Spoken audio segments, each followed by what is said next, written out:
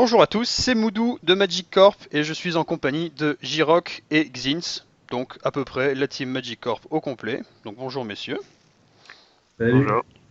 Alors, aujourd'hui, on est lundi soir, on a eu droit à des annonces de ban assez surprenantes et sans grande surprise, on va en discuter. On va discuter de ces bans, de ce qu'on pense de la justification de Wizard et ce qu'on imagine des répercussions possibles qu'auront ces bans dans les formats où ils ont eu lieu. Donc, messieurs, on va commencer par le moderne, Ouais. puisque Très bien. le moderne a quand même une grosse communauté dans la boutique de Magicorp, et puis finalement c'était aussi des bans que tout le monde attendait ou espérait le cas échéant.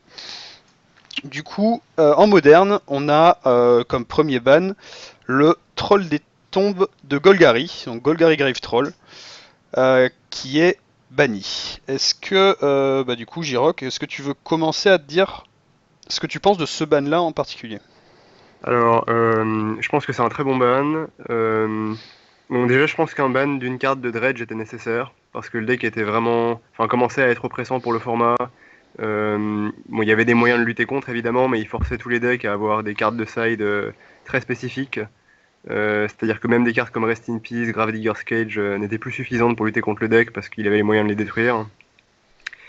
Donc ça déformait vraiment les sideboards de tout le monde. Euh, et ouais, avec les cartes récentes, avec Price d'Amalgame, Cathartic Reunion, encore plus récemment, le deck était devenu très très très explosif. Donc je pense qu'il fallait un ban d'Andredge, et je pense que c'était le meilleur ban à proposer parce que ça fait pas disparaître le deck. Enfin, je pense qu'il est possible de remplacer le Dredger à 6 par un Dredger à 4 et d'avoir quand même un deck qui est moins explosif, qui est moins consistant, mais qui est quand même viable. Et ça permettra aux gens de lutter plus facilement avec des cartes de side plus lentes. D'accord. Du coup, ouais, je suis un peu surpris par ce que tu as dit. Du coup, je vais en profiter pour demander à Xins ce qu'il en pense.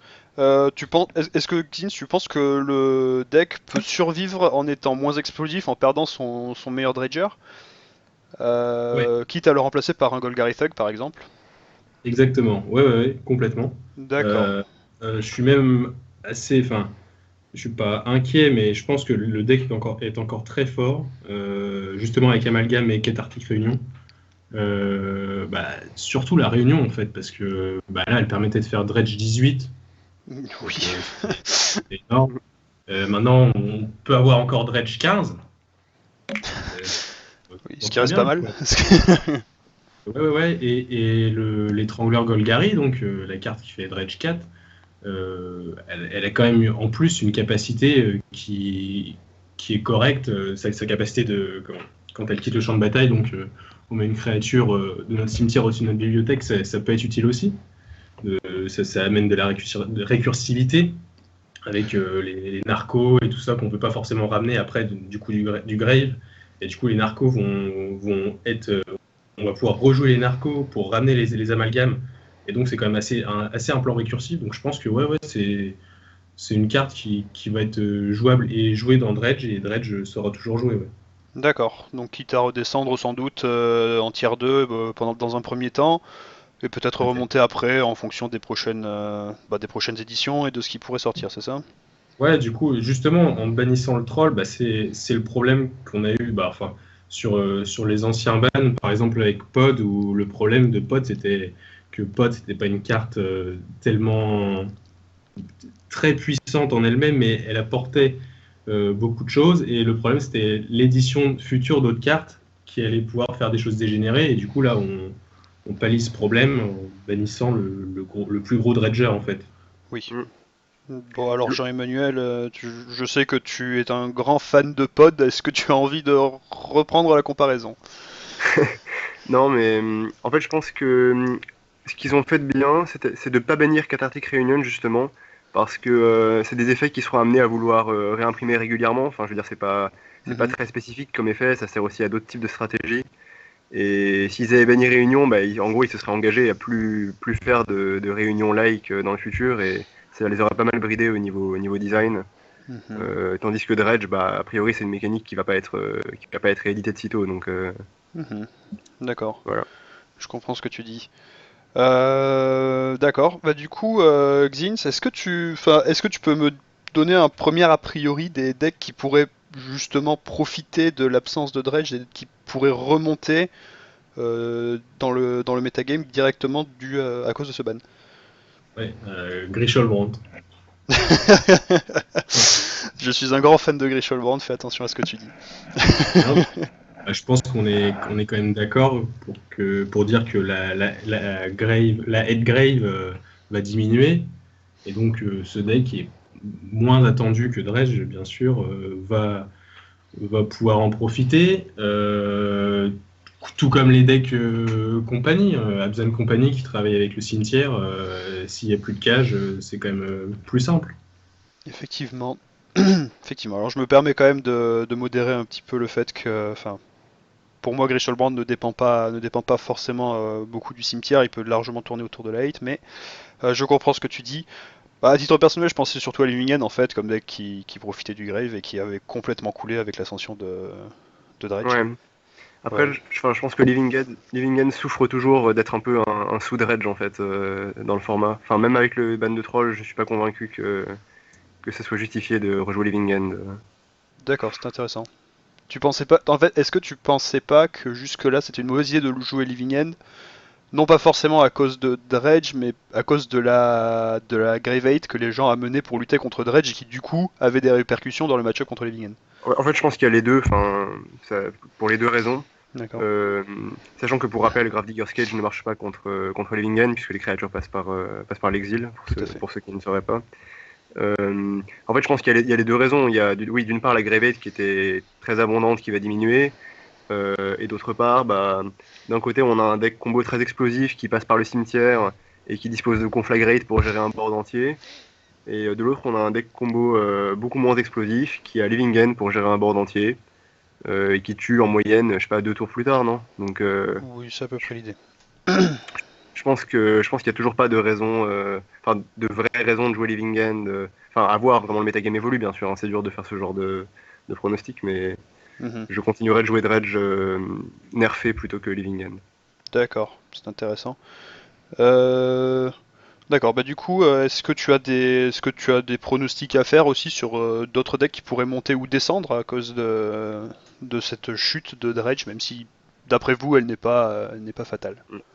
Je pense que ça va faire beaucoup de bien au midrange, surtout. Enfin, on parlera plus tard du ban de probe et de de l'impact qu'auront les bans globalement sur le format. Euh, pour ce qui est spécifiquement de Golgari Grevetroll, je pense que ça va favoriser Jund et Abzan, puisqu'ils n'auront pas à dépenser autant de slots de side pour contrer Dredge, ou alors à faire l'impasse sur Dredge, enfin, en fonction de ce que les gens faisaient. Mhm. Et ils pourront se concentrer sur d'autres types de stratégies. D'accord. Et toi, Xins, qu'est-ce que tu as du coup, est-ce que tu as des idées disons, d'autres répercussions un peu plus larges que des archétypes qui profiteraient juste de l'absence de Gravate?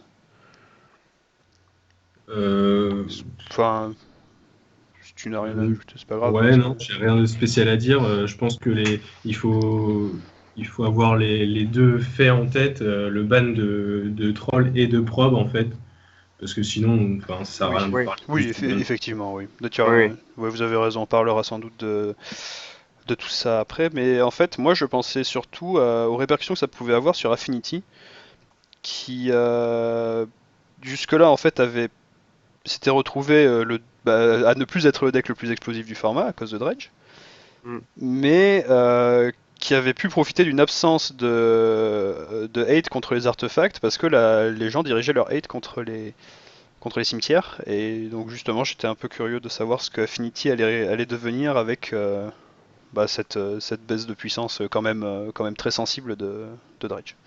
mm. Bon, enfin, on verra bien de toute façon. Et effectivement, ça ne sert à rien de discuter du metagame si on ne discute pas du deuxième ban, à savoir la sonde gitaxienne. Donc, la sonde gitaxienne, qui était principalement jouée dans Infect, évidemment, mais aussi dans d'autres decks. Du coup, Xins, qu'est-ce que tu penses de ce ban? Est-ce que tu penses que c'était utile d'impacter autant de decks différents d'un coup, alors que le but était quand même assez clairement de calmer Infect? Bah, je suis assez surpris en fait, moi, de ce ban, hein. Donc, D'accord. ouais, ça touche vraiment. Là, j'ai pris des notes, j'avais dit tous les agros, mais non, pas tous les agros. Donc, ça touche bien sûr Infect. Donc, sinon, il y a des Shadows et Killing Field. Oui. Alors, après, tu as des decks un peu plus marginaux. Tu as des Jeskai aggro, des choses comme ça. On peut voir des vidéos en ce moment sur internet circuler avec ces decks. Mhm. Euh, ouais, je suis assez surpris. C'est clair que la carte, en fait, elle offrait des free wins vraiment sensationnels. Enfin, avec Infect, tu regardes la main de l'adversaire. Ah bah, et il a pas de removal, bah hop, je balance tout et hop, c'est gagné. Euh, ouais, mais c'est quand même assez marginal, je pense, comme situation. Ouais, je suis assez surpris. D'accord. Ok. Pour beaucoup de gens, le mana Phyrexian en soi était une erreur, et le fait d'avoir une carte qui en fait se recyclait, qui donnait des decks de 56 cartes, euh, parce que pour 0 mana, en fait, on remplaçait une carte, donc ça faisait comme si on n'avait pas la carte dans le deck, concrètement. Était un peu trop puissant, sans compter aussi le fait, donc bien sûr comme tu le dis, que ça, on vérifie que la voie est libre, et puis si elle est libre, bah basta. Mais sinon aussi ça nourrissait gratuitement le devenir immense, qui était Oui, quand même l'outil principal, on va dire, de pump d'Infect. Donc effectivement, descend. de Shadow aussi. Du coup voilà, je pense que c'est ces deux aspects-là qui sont très importants. J-Rock, qu'est-ce que tu en penses? Bah, je suis d'accord, enfin, je suis assez d'accord avec tout ce que tu viens de dire. En fait, moi, je suis pas du tout surpris par ce ban de Gitaxian Probe pour le coup. Enfin, c'est facile de dire ça après coup, mais je l'avais anticipé ce ban-là. Enfin, j'en avais discuté plusieurs fois ces dernières semaines avec des gens de la possibilité qu'ils bannissent Gitaxian Probe. Je pense que Gitaxian Probe c'était la meilleure carte du moderne en fait.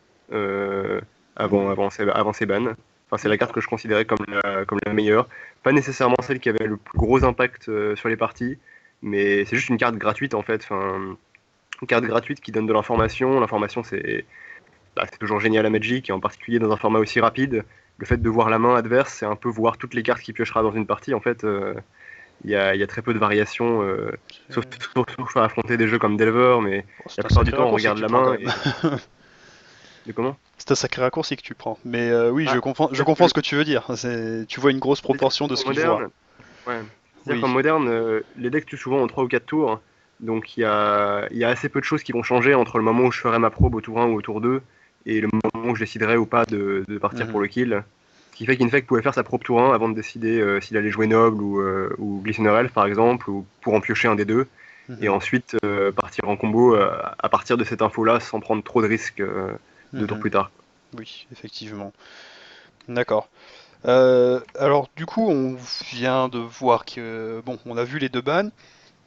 Donc a priori, ils n'étaient pas non plus tout à fait inattendus par la communauté au sens général du terme. Lios avait évoqué le ban de la sonde justement pour essayer de nerfer Infect mais sans l'abattre. Mm. Pareil, le ban de Troll avait été discuté sur plusieurs plateformes différentes, dont Magic Corp. Et cela dit, je pense quand même qu'on peut se poser la question, est-ce que, quitte à, quitte à calmer un petit peu ces deux decks-là, est-ce que vous auriez banni d'autres cartes? Jeans peut-être, si tu veux commencer. Euh, Bon, non, non, non, je sais pas. il n'y a pas de Je, souci. Du coup, ouais. J si tu veux. Déjà, je voudrais apporter une petite précision. Enfin, je pense que le ban de Golgari Grave Troll était nécessaire. Je pense pas que le ban de Gitaxian Probe était nécessaire. Je pense que c'est un ban intéressant. Enfin, on va voir comment Mhm. Infect s'en remet, par exemple. Si Death Shadow continue à exister avec 56 cartes au lieu de 52, ça va être intéressant. Mais je pense pas qu'il était nécessaire de nerfer Infect, par exemple, contrairement à Dredge. Après, pour les autres cartes que j'aurais aimé voir bannies, je pense qu'il faut commencer par Simian Spirit Guide. Mhm. Euh, je suis assez partisan du ban de cette carte depuis pas mal de temps. En fait, c'est juste un rite de flamme qui n'est pas un éphémère ou un rituel, donc qui ne marche pas vraiment dans Storm, mais qui en contrepartie a un mode alternatif. Mhm.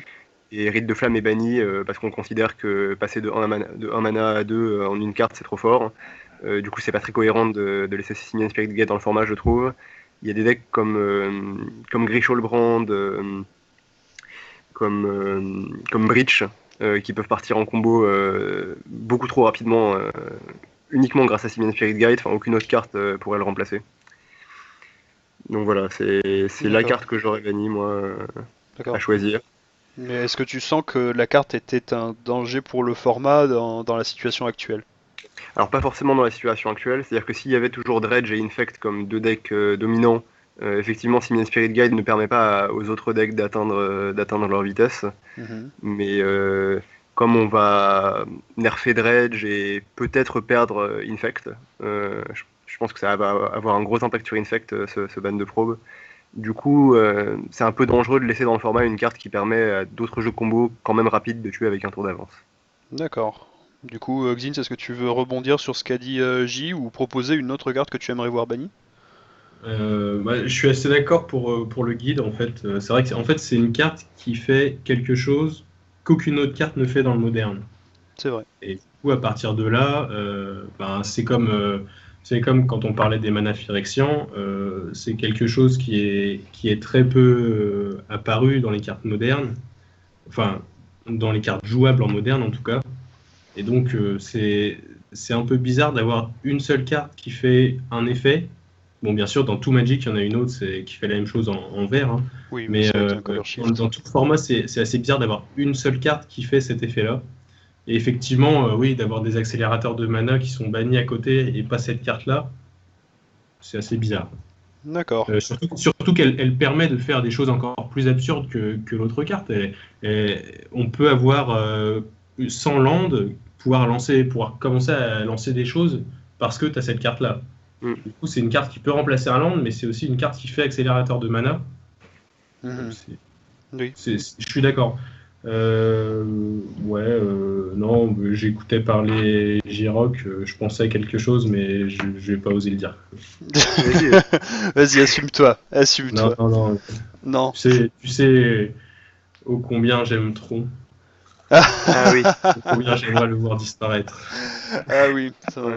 ton amour passionnel. Oui, bien sûr. Ah, On a parlé de la triche avec les manas. Tron, c'est de la triche avec les manas. Enfin, t'as un deck qui a beaucoup moins de land, enfin beaucoup moins de land que beaucoup d'autres decks, qui arrive à poser des menaces tour 3 contre lesquelles justement les decks midrange qui vont euh, plutôt réapparaître du fait de ces bans, mais aussi de l'édition par exemple de Fatal Push, dont on pourrait parler peut-être un peu après.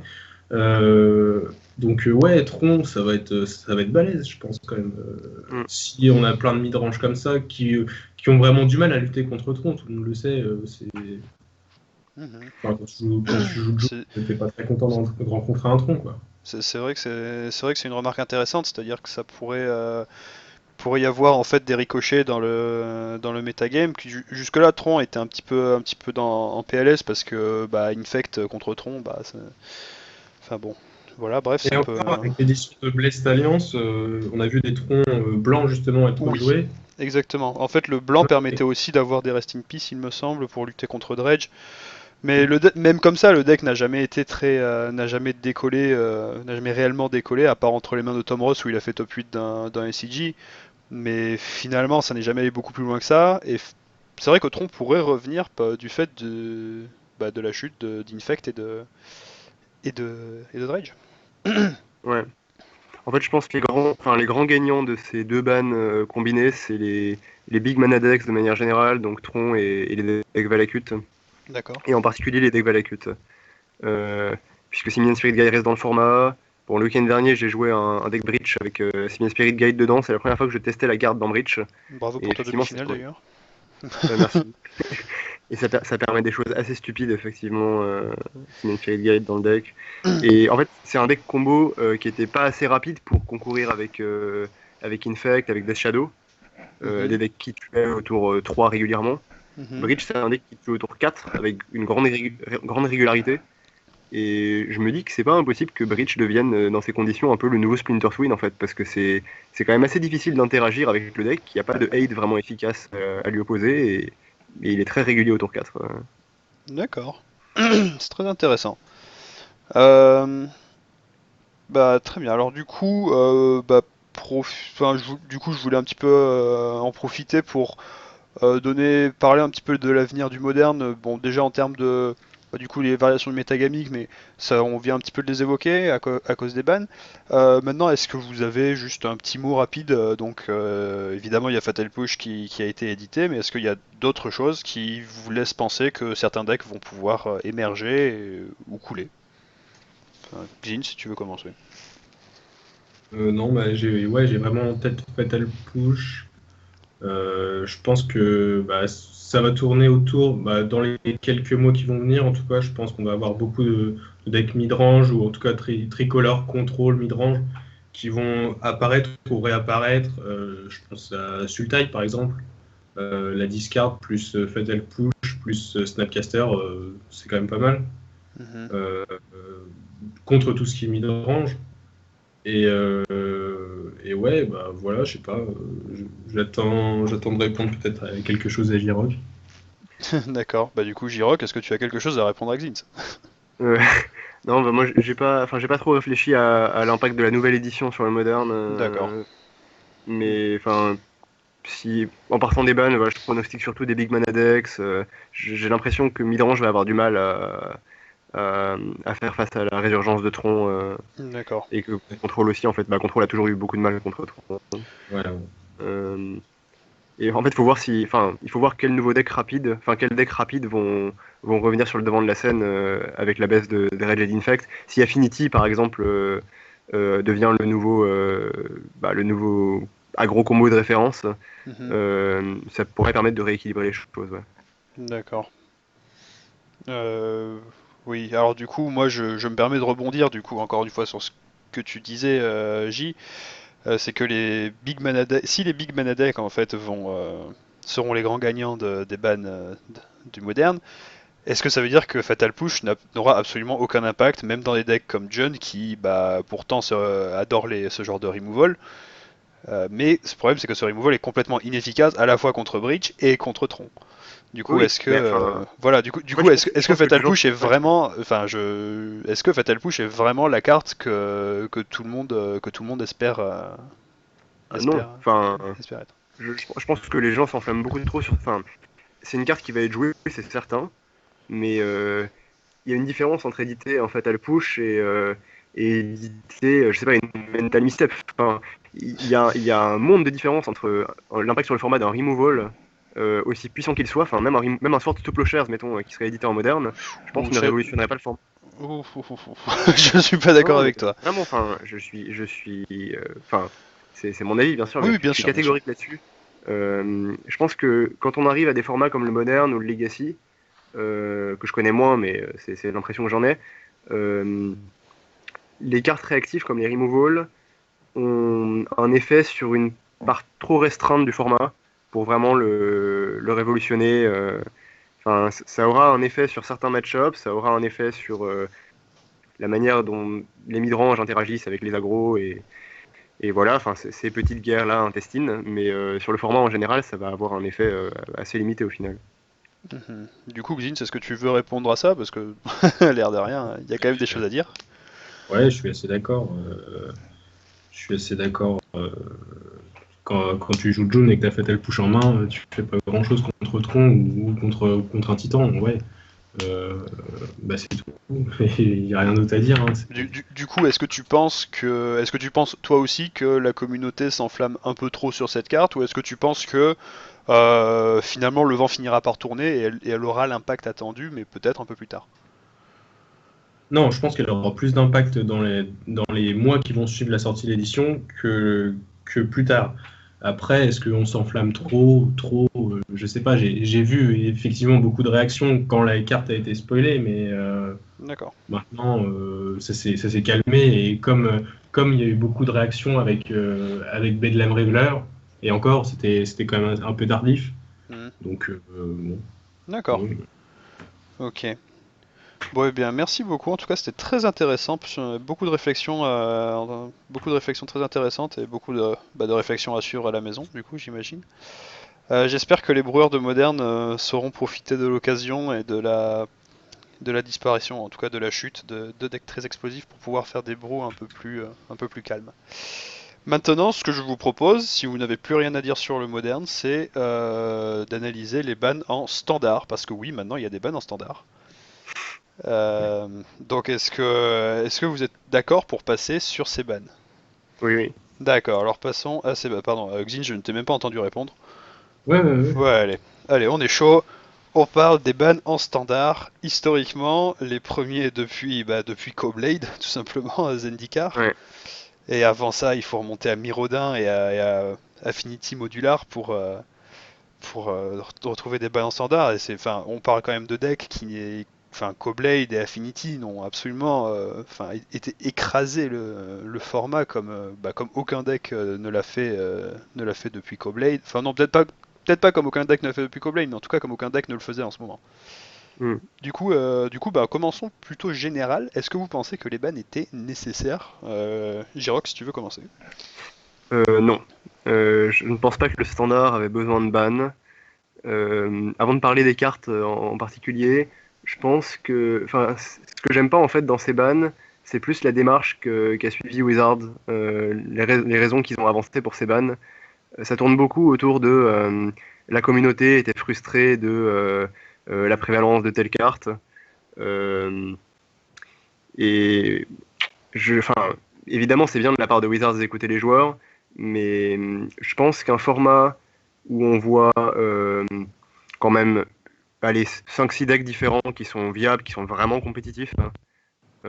Même si on retrouve les mêmes cartes dans une bonne partie de ces decks, ils ont quand même des plans de jeu différents, les games sont interactifs, sont intéressantes. Je pense que le format était très sain et n'avait pas besoin de ces bans.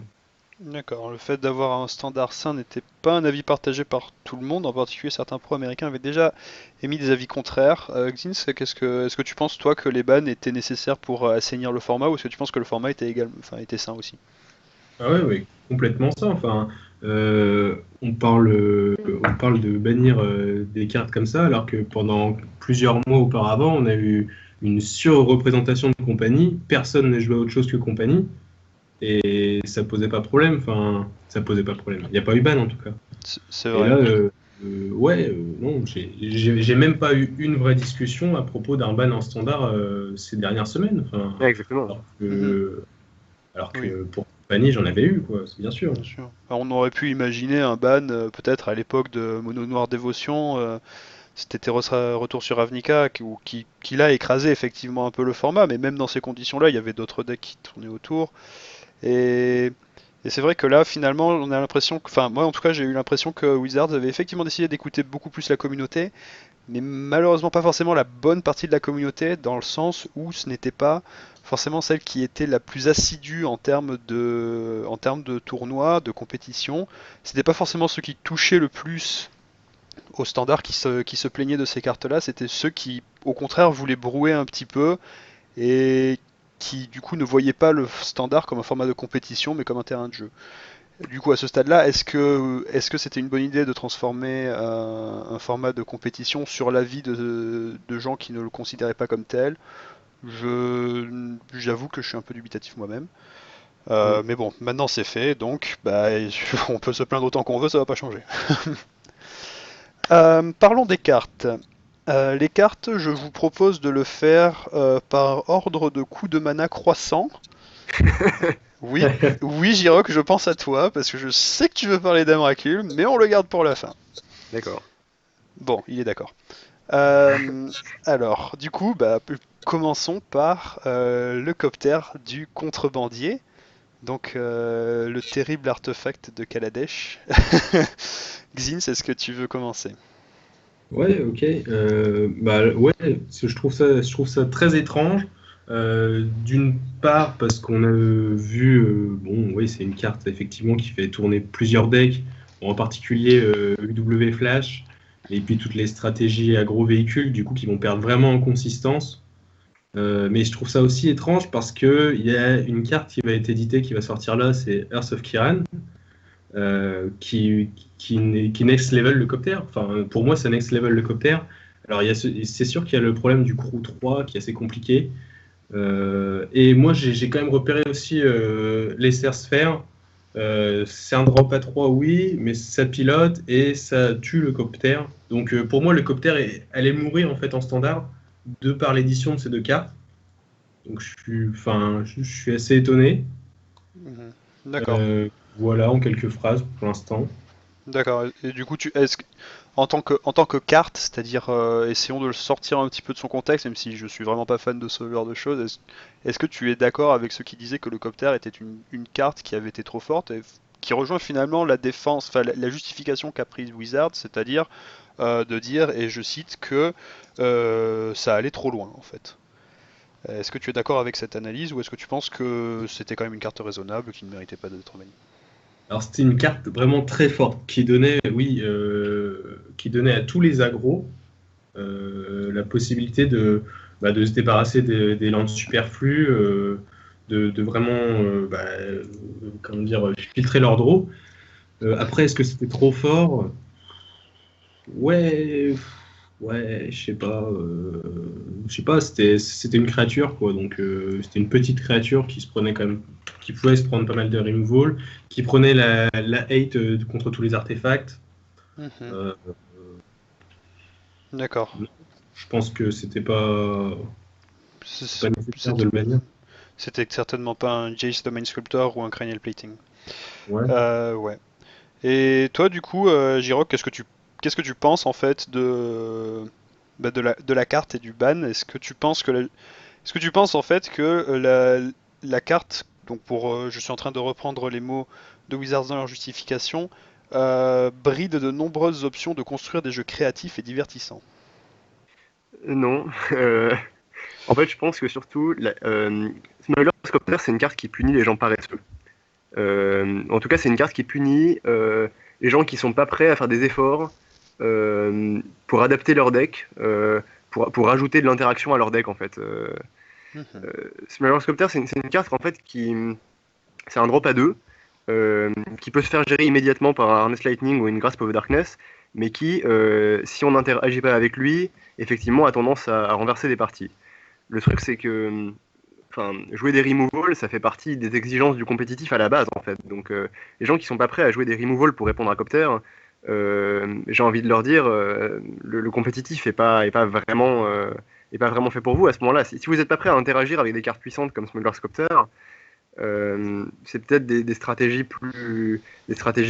combo qui vous attirent, je sais pas, des jeux un peu plus créatifs, un peu plus divertissants. Mais, euh, mais à un moment donné, il faut aussi prendre conscience que les gens en face de vous vont essayer de vous attaquer. Il y a des aggro, ça existe, et il va falloir jouer des removals, quoi qu'il en soit, avec ou sans copter. Hein. Mhm. Euh, En fait, pour revenir à ce que tu disais sur prendre la carte en dehors de son contexte, euh, je pense que In a Vacuum, Smuggler's Copter, c'est une carte très très forte. C'est une carte qui a été vachement poussée. C'est un véhicule, je pense qu'ils ont voulu pousser parce qu'ils n'étaient pas sûrs de la jouabilité de la mécanique. Enfin, ils se disaient peut-être qu'en construit, ça allait être trop compliqué d'avoir régulièrement de quoi piloter. Enfin, je sais pas. Euh, le fait est que ouais, ça fonctionne carrément. La mécanique est carrément viable. Maintenant, je pense pas que ça ait un impact démesuré sur le format. Et puis, comme disait Xin, il y a aussi des nouvelles cartes qui auraient contribué à, je pense pas à faire disparaître le copter, mais en tout cas à le brider un peu. D'accord. Oui, bien sûr. Du coup, le copter, donc, qui pour moi était d'ailleurs, enfin, d'ailleurs, je pense que Jirok, on en a déjà discuté à la boutique, Xins un petit peu moins, mais c'est quand même une des cartes les plus dures à jouer correctement dans le format, Oui, c'est-à-dire quand est-ce qu'on pilote, quand est-ce qu'on attaque, quand est-ce qu'on bloque, et surtout, qu'est-ce qu'on défausse sur la ouais, trigger du loot. C'est mais vraiment bien pas, sûr. voilà, c'est pas quelque chose, c'est pas une carte en fait qu'on peut donner à n'importe qui et qui va l'amener jusqu'au bout tranquillement, comme un petit peu, comme si on donnait 10 mana et un Ulamog à quelqu'un. Euh, Non, non, voilà, clairement. Après, enfin, Effectivement, Copter, c'est une carte qui est difficile à jouer, qui crée aussi des mind games sur est-ce que j'anime mon Copter, est-ce qu'il allait garder les deux noirs pour Grasp of Darkness, ou est-ce qu'il va faire une Grapple of the Past, Grapple with the Past en fin de tour. Il y avait aussi des petites danses de cet ordre-là. C'est un argument qui a ses limites parce que bon, Jace the Mind Sculptor c'est aussi très difficile à jouer et Oui, bien sûr. c'était tellement pété que ça a été banni quand même. Mais oui, c'est pas une carte brainless qui gagne des parties entre les mains de n'importe qui. On est d'accord. Très bien. Xins, tu es d'accord avec ça ou... Ouais. D'accord. Bon, très bien. Alors du coup, maintenant que le copter est banni, j'aimerais juste dire, Jiro, que même si les gens en fait voulaient jouer des removals, ils pouvaient vouloir jouer des removals à vitesse rituelle et qui ne touchaient pas le copter à l'état de non-créature en fait. En Oui. particulier, c'était le cas de Reflector Mage. Ah, Reflector Mage. Bon bah voilà, deuxième carte bannie. Ah, la transition. Oh là là. C'est pas forcément la transition à laquelle je pensais, mais c'est plus une réflexion que je me suis faite quand tu as dit que tu ne comprenais pas que les gens ne veuillent pas jouer de removal. Et en fait, je me suis dit, mais en fait, des decks comme Panharmonicon par exemple vont jouer des removal, mais ça va être des Reflector Mage. Et là, j'ai percuté à ce moment-là que Reflector Mage, maintenant, on n'avait plus le droit de jouer en standard. Du coup, Xins, est-ce que tu veux commenter le ban de Reflector Mage?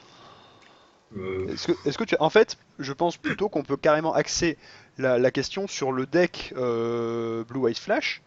Est-ce que tu penses que ce deck-là était trop fort? Est-ce que tu penses que Reflector Mage le rendait, le mettait un peu trop loin au-dessus des autres decks?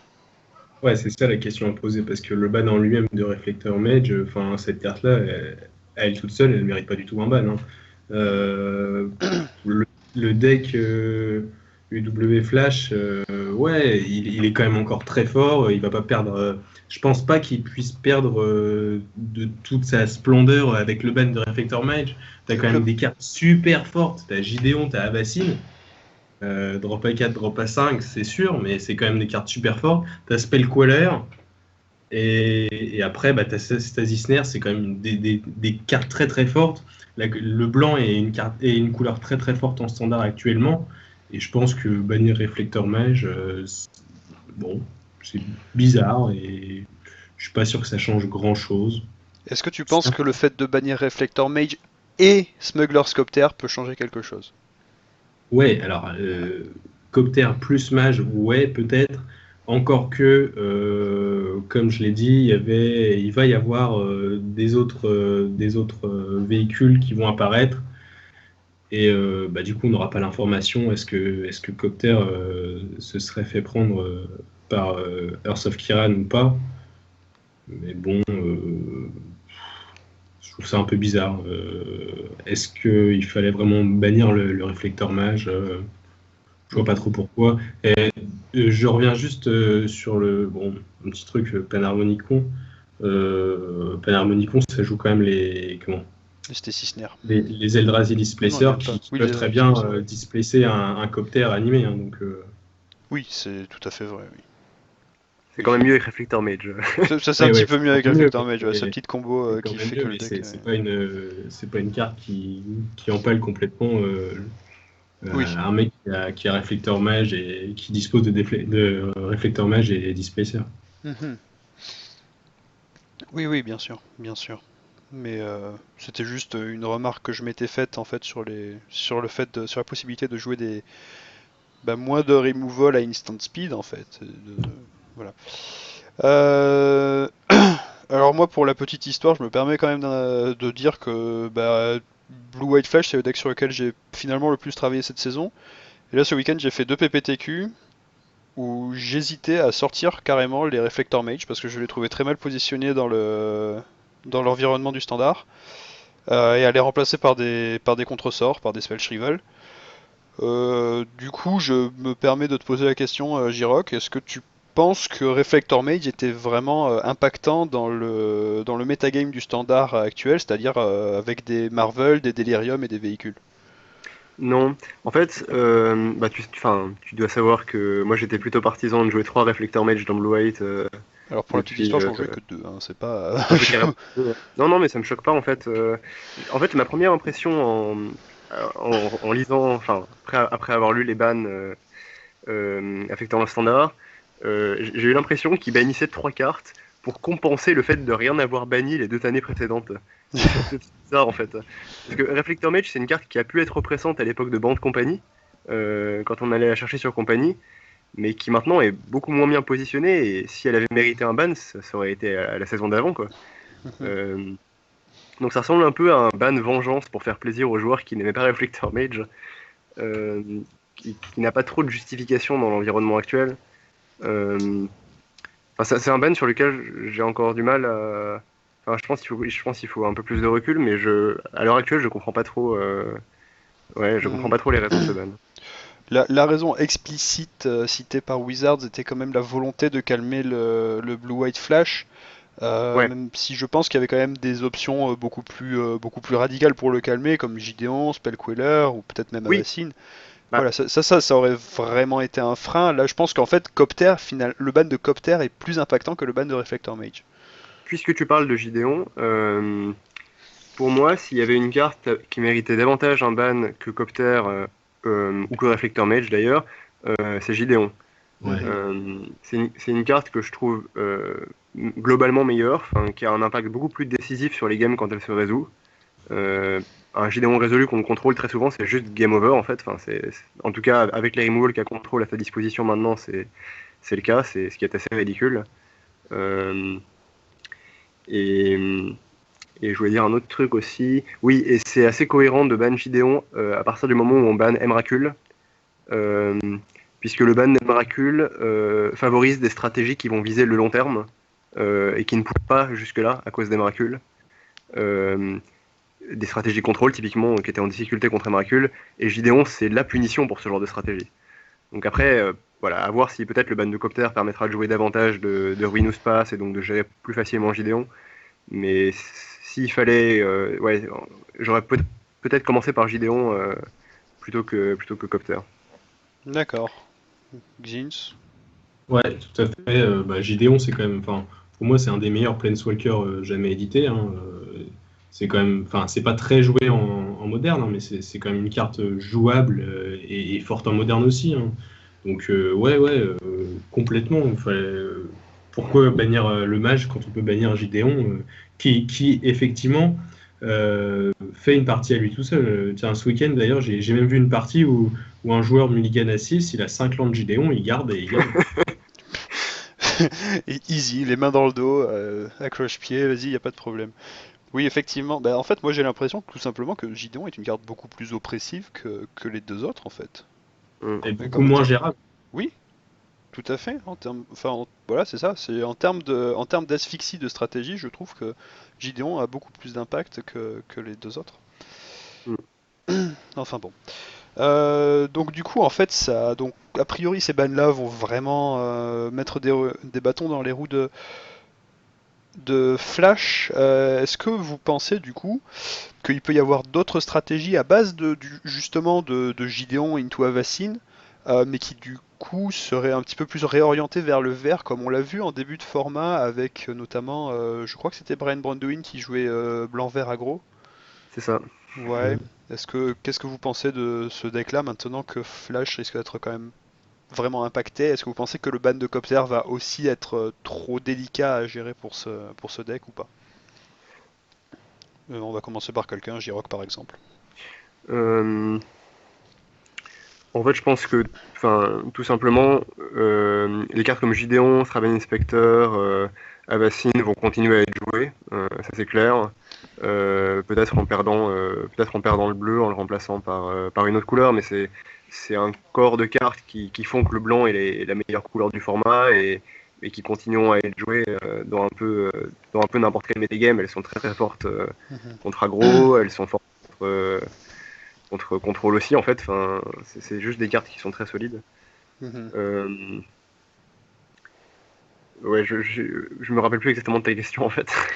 Ma question c'était est-ce que vous pensez qu'on peut quand même avoir.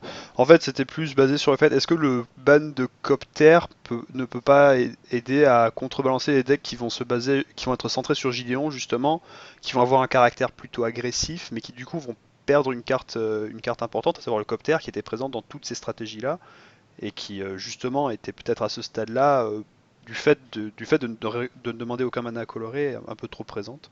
Du coup, ma question c'est est-ce que vous pensez qu'on va quand même avoir, est-ce qu'on va quand même avoir une, est-ce que ce cœur-là va quand même être très important malgré la perte de Copter et, bon, accessoirement de Reflector Mage.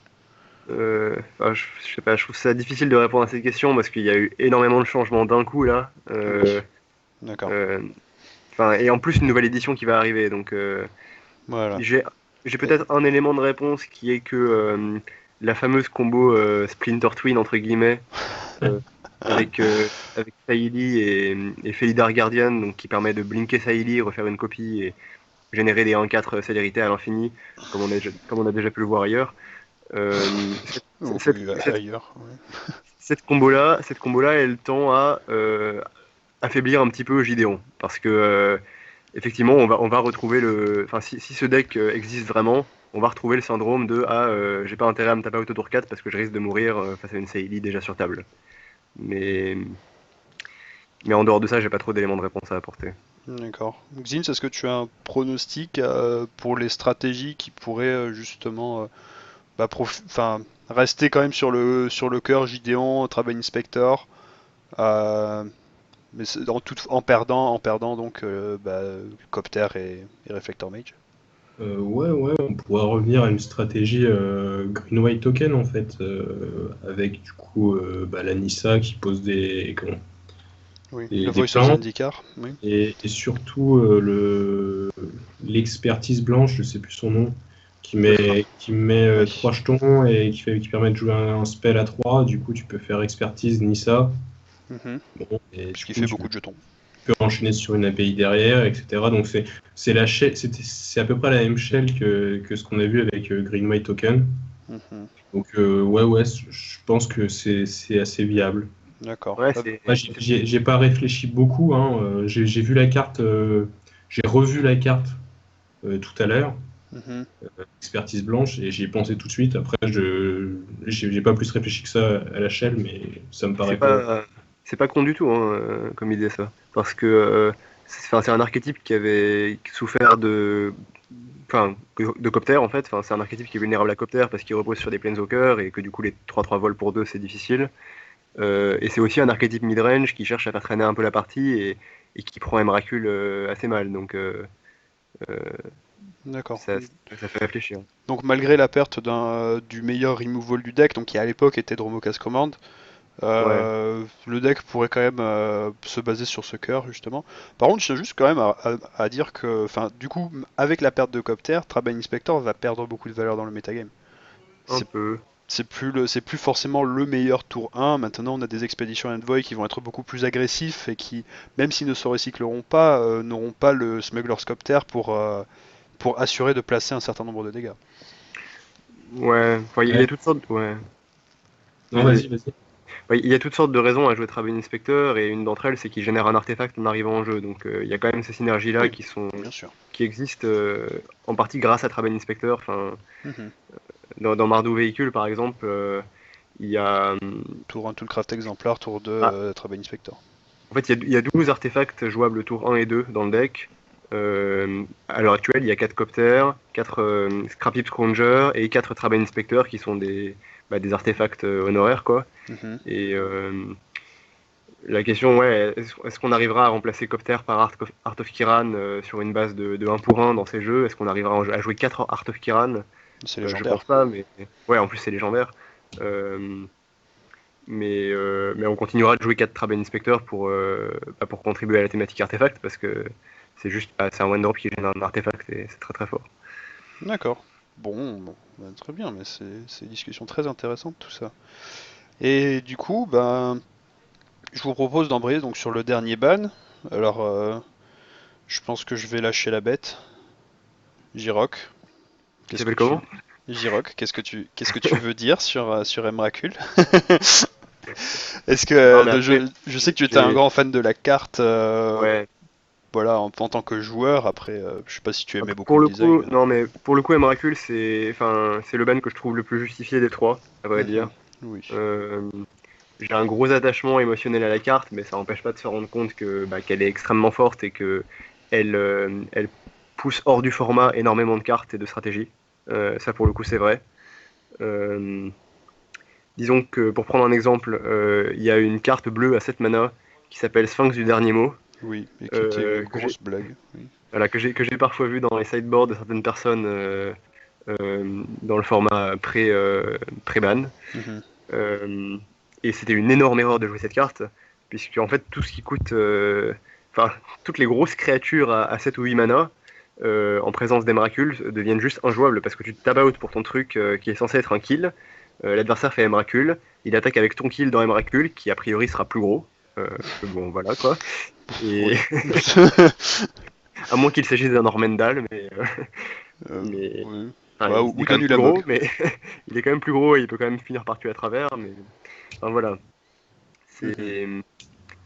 c'est D'accord. c'est des cartes et des stratégies contrôle, midrange très lourd, qui si elles ne jouaient pas Emrakul elle-même étaient démunies contre Emrakul.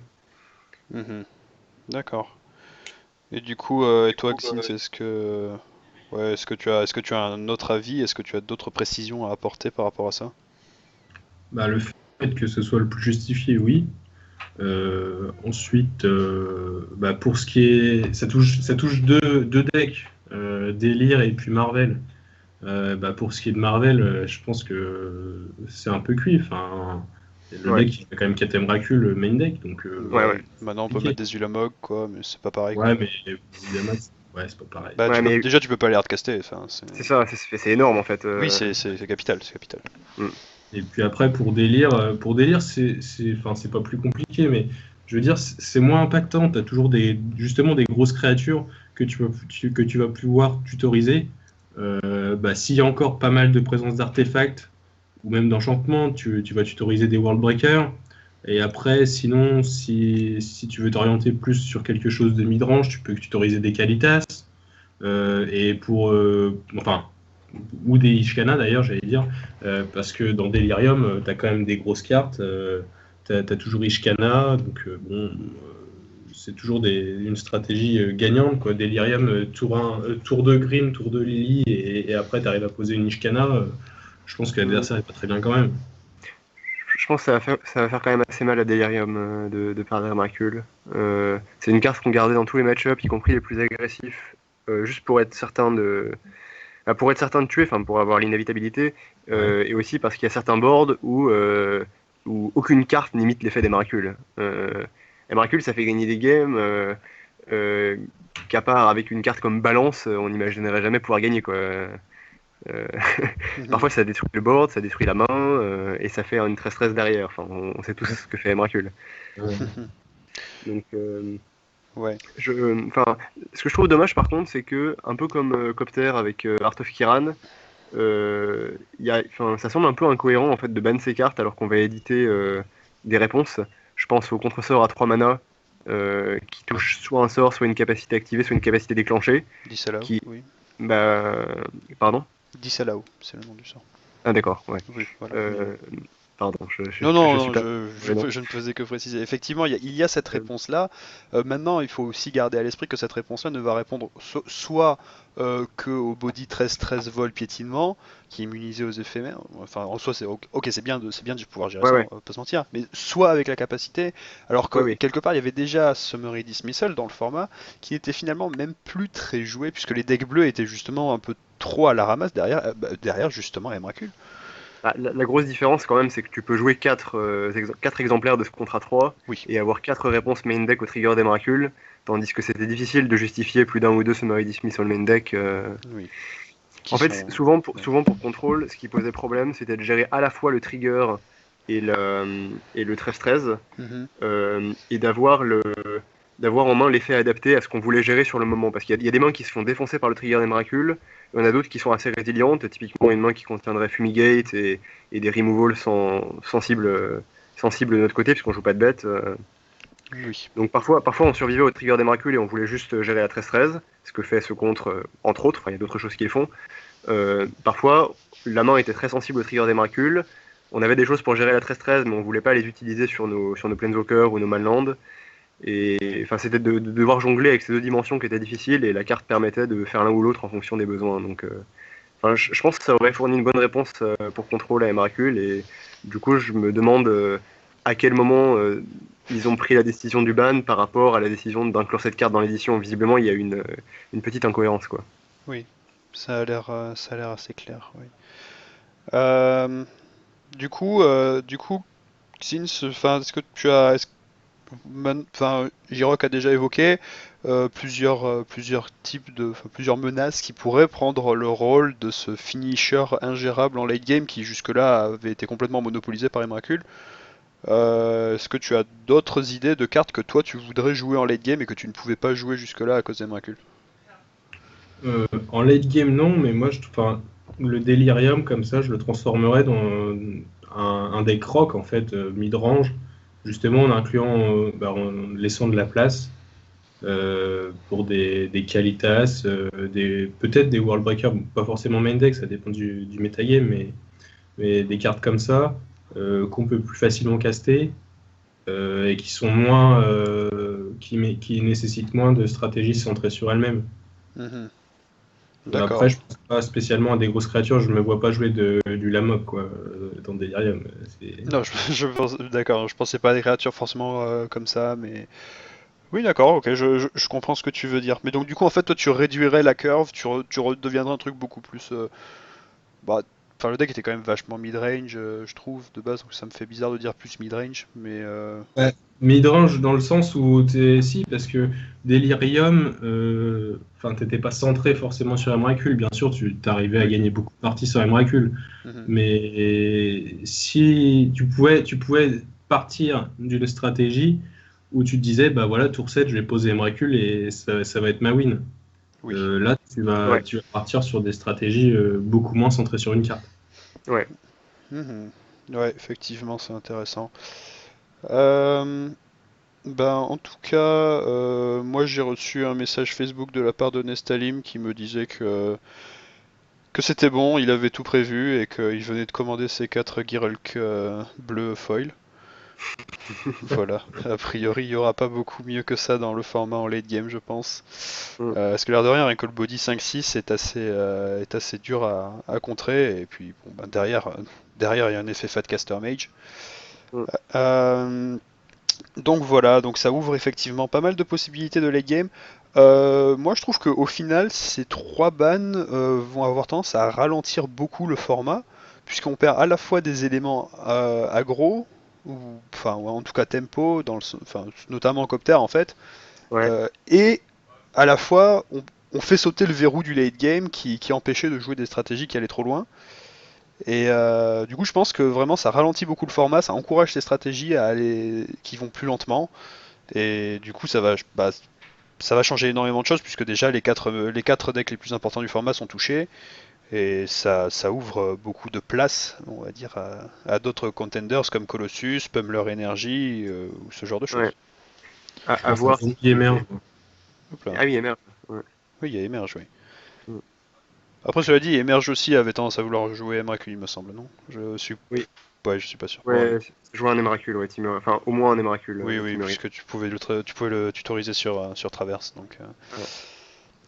voilà, bon, bah c'est aussi un petit peu dommage, mais voilà, maintenant on va avoir le droit de jouer le Dredge 4 couleurs de Elliot Bousseau. Deck génial s'il en est. Bon, il est un peu particulier quand même, on va pas se mentir. Très bien, est-ce que vous avez d'autres idées sur le standard? En particulier, donc, alors, je ne sais pas si vous avez réfléchi à la prochaine édition et à ce que ça implique avec les bans. Est-ce que vous avez des idées de deck qui pourraient émerger, qui n'existaient pas encore, qui pourraient naître, quitte à être du tiers 2 ou du tiers 3? Jirok, est-ce que t'as vu des trucs qui t'ont marqué dans l'édition? Euh, enfin, j'ai pas encore vraiment commencé à brew avec l'édition pour D'accord. le standard. Moi, l'idée de Green White Token me plaisait bien. Bon, il y a évidemment la synergie Chandra, Torch of Defiance avec Art of Kiran, Ouais. qui est plutôt attractive aussi. Et qui du coup en fait devient beaucoup plus jouable maintenant qu'il n'y a plus qu'il n'y a plus de copter en fait pour punir une Chandra toute seule. Ouais. Oui, la Chandra elle-même devient un peu plus jouable Oui. sans le copter, effectivement. C'est vrai. Euh, Bah, il y a le Patriot Twin qu'on va essayer qu'on va essayer d'optimiser, hein. Je pense que pas mal de gens vont commencer par là parce que c'est un deck combo qui a le potentiel de tuer tour 4 en standard.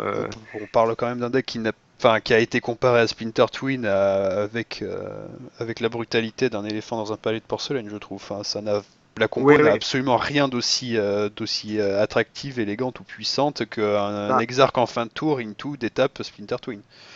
il y a deux défauts et un avantage à cette combo. Le premier défaut, c'est que c'est tricolore. Oui. Ce qui est tour 4 en standard est un problème parce on n'a pas les mana base qu'on voudrait. Le deuxième défaut, c'est que effectivement, il n'y a pas l'effet de, enfin, il n'y a pas l'effet de surprise de l'exarch en fin de tour, et il n'y a pas l'effet de taper un land pour empêcher l'adversaire de réagir. Et en contrepartie de ce deuxième défaut, qu'on peut pas taper le mana pour forcer l'adversaire à tuer la bête tout de suite, euh, on a une combo qui est moins fragile aussi. On n'est pas en train d'offrir deux cartes sur un seul removal parce que la Saïli reste sur le board et peut plus tard resservir pour repartir en combo. Donc, Moi, j'ajouterais je- quand même un troisième défaut à cette combo, c'est que les deux cartes sont individuellement atroces. Enfin, bah, Deceiver Exarch en standard individuellement, c'est pas génial, hein. c'était déjà mieux Euh, que ça, quoi. en moderne, non mais en moderne, un tapper c'est très bien en soi parce que ça fait perdre un tour à aggro combo. En standard, un 4 qui tape un truc, je suis d'accord que ça peut taper un land, mais c'est quand même assez low impact. Mm. Je sais pas trop. Je trouve que Saïli, c'est. Bon, Saïli, certes, c'est low impact, mais ça peut synergiser avec d'autres cartes aussi qu'on a... qu'on n'aurait pas trop vu jusque-là. Et Gardien Felidar, ça peut blinker que des permanents qu'on contrôle, c'est ça? C'est ça. Ouais. Oui, Ouais, donc c'est oui, assez oui, low oui. impact. Ouais. C'est Oui. vrai que les deux cartes sont assez low impact, mais. Enfin, rien que le potentiel de tuer tour 4 en standard avec une bête à 4 d'endurance, bon. Enfin, ce qui me fait marrer, c'est que les gens qui voulaient pas jouer de Grasp of Darkness et de Harness Lighting pour gérer les coptères, ils vont devoir les jouer quand même pour gérer les gardiens Felidar, quoi. La pression va même être encore plus forte, donc ils pourront pas l'ignorer, les gardiens Felidar, hein. Donc, je me demande si ces gens-là Et vont ils vont. profiter du ban de coptères, quoi. Bah, il risque de pleurer encore un peu, et puis peut-être que ça il sera ban, on sait jamais. Au point où on en est. La carte est trop forte. Est-ce que tu as, du coup, qu'est-ce que tu penses de cette combo d'ailleurs? Parce que, enfin, c'est vrai qu'on risque de la voir au moins en début de format. Est-ce que tu penses qu'on peut en faire quelque chose de vraiment compétitif? Moi, oui. Non, Enfin, je pouvais demander à Xins en fait, mais d'accord, ouais. ouais, Ah, toi, tu bah, penses en qu'il y a, plus, oh, d'accord. Bon, ok. Et toi, Xins? J'ai pas entendu. ouais, ça peut, ça peut. Je pense qu'il y a du potentiel. Effectivement, tu es tour 4 bah, en standard, c'est quand même énorme. Ouais, sinon, pour revenir à ta première question sur l'orientation, enfin les decks qui pourraient émerger, bah, j'avais pensé en fait avant le ban au deck Planeswalker à base Boros, Boros X avec Chandra Nairi et du coup avec Emrakul, mais du coup il n'y aura plus Emrakul, donc peut-être Ulamok qu'on va chercher sur Nairi et donc avec le cœur de Kiran pour protéger les Planeswalkers et puis bien sûr bah, tout ce qui est toute une stratégie autour pour pouvoir aller chercher une grosse créature sur Nairi. Le truc, c'est qu'avec Emrakul, bah, du coup, on pouvait le rejouer une fois que Nairi était morte, puisque Nairi le ramène Oui, en main. oui, Si on pose un Ulamog, c'est plus compliqué. Donc, je sais pas, là, c'est à voir. J'avais pensé aussi à ça. d'accord. Faut Est-ce que, voir. ok. Est-ce que l'un de vous deux avait pensé au retour de Tamio dans un deck Bant, on va dire, ou qui finalement en fait reviendrait à prendre la shell du Blue White, mais en splash en vert pour compenser la perte de Copter et de Reflector Mage? Bah, on perd quand même Reflector Mage, et il y a toujours la concurrence un peu déloyale Dans ce de slot-là. Gideon sur Tamio. D'accord. Je sais pas trop, j'ai jamais trop aimé ces decks-là parce que bah, justement, je trouve que Gideon est bien supérieur à Tamio individuellement. Et, euh, et Reflector Mage fait quand même partie des. Enfin, moi, j'étais pas trop d'accord pour le coup avec l'idée que Blue White allait survivre à la perte de Copter et Reflector Mage simultanément. Je trouve que c'est quand même. Enfin, effectivement, Reflector Mage n'est pas bien positionné dans le format, mais c'est quand même une carte qui. Enfin, c'est quand même une carte qui donne au deck un angle d'attaque qu'aucune autre carte ne, ne réplique en fait. Enfin, c'est une créature qui génère du tempo, euh, qui empêche les gens d'avoir plusieurs cartes ayant le même nom en main. Enfin, ça punit les gens qui jouent des carrés. Euh, c'est aussi une carte qui attaque le format sous un angle assez unique, donc je pense que Blue-White, enfin, le corps Gideon, Avacyn, Traveling Inspector, etc. resterait joué, mais pas forcément dans Blue-White, D'accord, plutôt ailleurs. plutôt ailleurs. D'accord, Ouais. d'accord. Bah, très bien, messieurs. Est-ce que vous avez d'autres choses que vous aimeriez dire sur le standard, sur ce que vous pensez qui va arriver, ou sur ce que vous regrettez, sur même je sais que Xin en a beaucoup dans la poche, des anecdotes sur la saison qui vient de passer? Ouf. Ah bon? Tant que ça. Ah, je sais pas, à chaque fois que j'allume Skype, j'ai une anecdote. C'est très divertissant. Ouais, j'ai pensé à un truc un peu drôle du coup, parce que Seban un peu exagéré. Moi, je suis retombé sur la carte Exquisite Archangel. Ah, Et, et sa Ah, capacité, en fait, elle fait durer la game. Du coup, pour le compétitif, c'est pas bien, hein. Ça doit être Sherazade ou un truc comme ça, une carte qui permettait de recommencer la partie. Moi, oui. je pense que ça doit être ban, hein. Ah bah oui, ah, non, tout à fait, tout à fait. Bon. Surtout que maintenant, il paraît que les drop assets, ils sont jouables. hmm. Bah, Ce qui est rapide. ah oui, bah oui, presque, presque. Il y avait une carte enfin, qui était beaucoup moins bien que cet ange là, encore beaucoup moins bien, Oula. mais qui ramenait le life total, enfin qui faisait Ah oui, c'était retrouver son pas. life total initial. C'était un ange 4-4 pour 7 je crois. Oui, Quand elle arrive en jeu, elle repasse à 20 ou à life total initial, je me souviens plus du euh, wording exact. il me semble que c'était Total Initial, mais j'ai Ouais. un, j'ai un doute sur le nom, sur l'édition et tout ça, donc Ouais, ça. non, moi je me souviens juste de l'illustration vite fait, mais. D'accord. Bon, très bien. Juste avant de partir, on tient aussi à rappeler à ceux qui n'ont pas lu l'annonce jusqu'au bout que désormais il y aura deux annonces de ban par set, à savoir un le lundi d'après donc les avant-premières, donc qui ont lieu le week-end prochain, et un 5 semaines après le Pro Tour, euh, ce qui correspond plus ou moins à quoi, c'est les 2 tiers de la saison, peut-être un peu plus tard que ça. Enfin, c'est à la fin de la saison, histoire de pouvoir commencer à réfléchir un petit peu en avance, à pas être pris de court par des bans le jour de la paix. Hmm. Voilà, donc ce n'est pas fini. Il y aura peut-être d'autres bans, d'autres unbans. Si ça se trouve, ils vont corriger des erreurs qu'ils pensent avoir faites. Si ça se trouve, ils vont les aggraver, on sait jamais avec eux. Hmm. Euh, mais voilà, donc c'est pas fini. Brace yourselves, winter is coming. Euh, eh bien, écoutez, je pense que ceci va conclure notre petite discussion. Je tiens vraiment à remercier Jirok et Xins pour avoir pu se rendre disponible aussi rapidement. Merci beaucoup et puis merci pour la qualité de la discussion. Je me suis vraiment régalé. Bah, merci de l'avoir animé. Oui, peut-être qu'il faudrait rappeler juste Ah, que ces bans-là ne sont effectifs qu'à la sortie de Ether Revolt. tout C'est-à-dire qu'il à n'y a pas fait. il y a pas de poche, enfin de standard entre deux, Mhm. où on aurait ni Copter, ni Emrakul, ni Reflector Mage, et pas encore les nouvelles cartes. Ça n'existe pas. Bon, on joue avec des decks de 40 cartes. Voilà. Ça s'appelle voilà. Ça Voilà, s'appelle le c'est ça. C'est Effectivement, ce les que vous bans êtes seront, invité à faire. les bans ne Mm. seront effectifs que le 20 janvier, effectivement. Donc c'est le début de la prochaine saison standard. Bien sur ce, est-ce que vous voulez dire un petit mot avant de partir, Jirok, Zins? Euh, Non, clairement pas. Ok. Non, bah, Euh, merci. Et puis bah, à une prochaine, hein, pour peut-être ouais, des ouais, débriefs. Ou je sais pas, ouais, des briefs de proto peut-être par exemple, ouais, voir ce c'est qui vrai s'est que passé au proto. c'est vrai On qu'on pourrait avait faire ça. déjà discuté avec Xins de la possibilité de faire un podcast, donc éventuellement avec Jirok, histoire que la team MC soit au complet. Donc du coup, si jamais ce podcast vous a plu, n'hésitez pas à nous le faire savoir dans les commentaires, histoire qu'on sache si on essaie de recommencer ou si c'est pas la peine de se donner la peine, parce que c'est vrai qu'on n'a pas forcément le temps. Euh, mais si ça vous a fait plaisir, c'est quelque chose qu'on essaiera de refaire avec plaisir. Ouais, carrément. Voilà. Allez, et bien sur ce, il est temps de se dire au revoir, pour une fois. Allez, bonne nuit les enfants. Salut. Salut.